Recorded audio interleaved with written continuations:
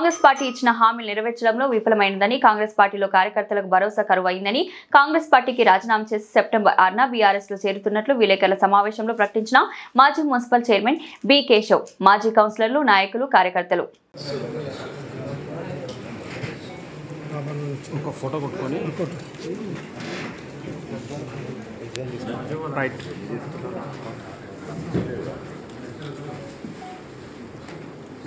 Media మిత్రులందరికీ పేరు పేరున నమస్కారం. పిలిచిన వెంటనే అందరూ వచ్చినందుకు మీ అందరికీ కృతజ్ఞతలు. నేను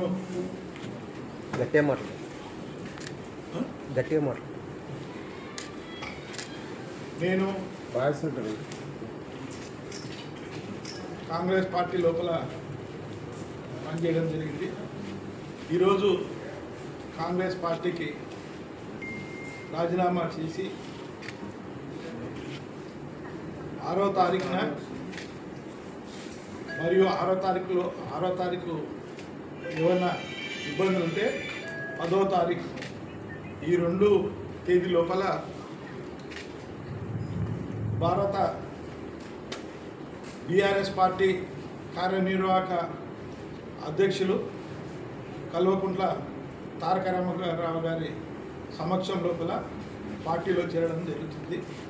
నాతో పాటు పలువురు కౌన్సిలర్లు, పలువురు సర్పంచులు, పలువురు ఎంపీటీసీలు, మా మార్కెట్ యార్డ్ వైస్ చైర్మన్ గారు, వీరితో పాటు పెద్ద ఎత్తున బీఆర్ఎస్ పార్టీలో చేరడం జరుగుతుంది. పార్టీ మారడానికి ఉద్దేశం, పార్టీ గతం లోపల కాంగ్రెస్ పార్టీ లోపల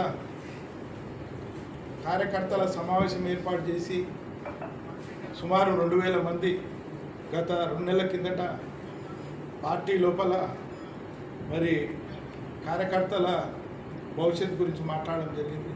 మరి పార్టీ పిలిచి ఏమైనా మాట్లాడుతుందేమో అనుకున్నాం, కానీ ఎవరు ఎలాంటి స్పందన లేదు.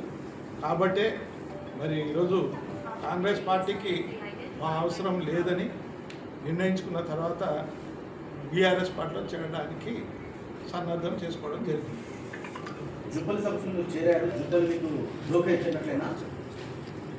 దోకాయించినరా అనేది మీకే తెలుసు. మరి పార్టీలో చేర్చుకున్న వాళ్ళు ఆలోచించుకున్న వాళ్ళు పార్టీలో చెప్పేది ఒకటి చేసేది ఒకటి అంటే మరి మీకే అన్నీ తెలుసు. మీరు నాకంటే మీకే ఎక్కువ తెలుసు ఏం జరిగింది. గద్వాల నియోజకవర్గ కాంగ్రెస్ పార్టీ గురించి రాజకీయ కారణాలు కూడా మీకే తెలుసు. మొన్నటిదాకా తాజా మాజీ మున్సిపల్ చైర్మన్ మీరు ఏ పార్టీ నుండి గెలిచినప్పుడు? బీఆర్ఎస్ పార్టీ నుంచి గెలిచి మళ్ళీ బీఆర్ఎస్ పార్టీలోకి వెళ్తుంది. మళ్ళీ బీఆర్ఎస్ పార్టీల కంటే ఏ పార్టీ తెలంగాణ రాష్ట్రం లోపల మరి ప్రజల పక్షాన పోరాటం చేయడం లేదు. కాబట్టి బీఆర్ఎస్ పార్టీ రేపు భవిష్యత్తు లోపల తెలంగాణ లోపల బీఆర్ఎస్ పార్టీ అయితేనే ప్రజలకు న్యాయం చేస్తున్న ఉద్దేశంతో బీఆర్ఎస్ పార్టీలో చేరడం జరుగుతుంది. కాంగ్రెస్లో ఎవరు పట్టించుకోవడానికే వెళ్తుండ్రు, మాకు టికెట్లు రావని చెప్పి వెళ్తుండ్రని ఆరోపణలు ఉన్నాయి కదా. నాకు టికెట్ల గురించి సమస్య లేదు. మేము ఏ టికెట్ మీద గెలిచిన దమ్ము ధైర్యం మాకు.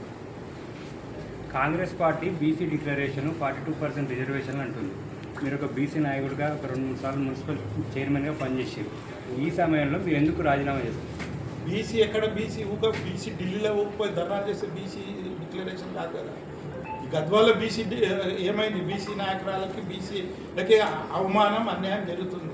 మరి దాని గురించి పిసిసి అధ్యక్షులు కలిసినారు, ఎంపీ గారిని కలిసినారు, అందరిని కలిసినారు. ఏఐసిసి మెంబర్లు గద్వాలకు వచ్చిపోయినారు.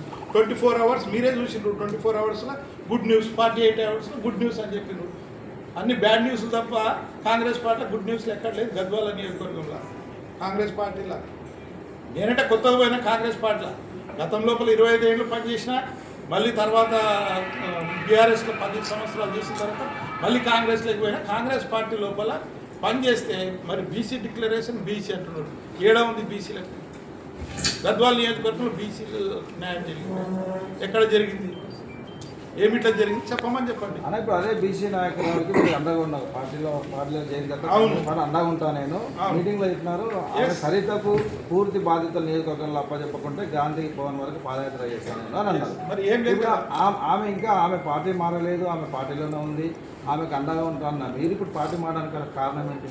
నేను ఏమంటున్నా 2 నెలలు అయింది, ఎస్ లేదు నో లేదు అన్నప్పుడు ఏం అంటే వాళ్ళకు ఉండొచ్చు, వాళ్ళకి ఇంకా ఉంటే ఏమైనా ఇది ఉండొచ్చు, కానీ నాకు అట్లాంటి ఇట్లా చూస్తే కనపడలే ఎక్కడ. నాకు కూడా టౌన్ లోపల కానీ నాకు కూడా నా వెనకలో ఉన్న వాళ్ళకి న్యాయం జరగాలనే ఉద్దేశంతో నేను పార్టీ నేనేం తీసుకోవడం జరిగింది. ఎమ్మెల్యే బీఆర్ఎస్లోనే ఉన్న కాంగ్రెస్లో చేరేది అభివృద్ధి కోసం నేను ఇప్పుడు కాంగ్రెస్ పార్టీకి రాజీనామా చేస్తున్నా. బీఆర్ఎస్లో ఎమ్మెల్యే గారు ఉందా అని చెప్తున్నారు. మరి రేపు 6వ తారీఖు కార్యనిర్వాహక అధ్యక్షులు వస్తారు, అప్పుడు చెప్తారు ఎవరు బీఆర్ఎస్ ఎవరు కాంగ్రెస్ అనేది. ఆ రోజు ఆయన చెప్తాడు. ఇంకా నేను కాంగ్రెస్ పార్టీలో బీఆర్ఎస్లో సభ్యత్వం తీసుకోలే. సభ్యత్వం తీసుకున్న తర్వాత నేను బీఆర్ఎస్ పార్టీ గురించి మాట్లాడతాను.